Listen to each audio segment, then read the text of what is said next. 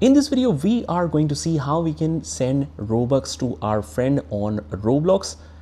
And this is a pretty straightforward and simple process here, guys, because we are going to transfer the Robux using Roblox Plus. Now, if you're confused that you don't have already subscribed to Roblox Plus, it's a very simple and straightforward process.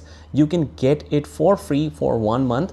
So it will be very convenient for you if you just activate a free trial and then transfer the Robux to any of the friend, and you can cancel at any time.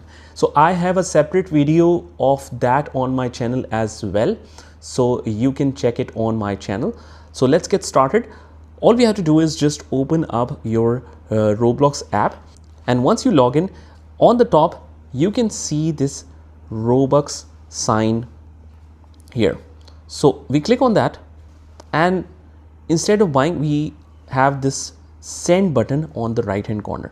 We click on that, and either we can search for the username for the friend if it is not already added in our list, but in this case my friend is added. So I'll choose that friend, and let's say that we want to transfer 100 Robux to that friend. So as you can see, I've chosen that as well. Click on next, and it says connected 1 day ago, mutual friend joined, everything is fine. We click on send again, and it says you sent 100 Robux.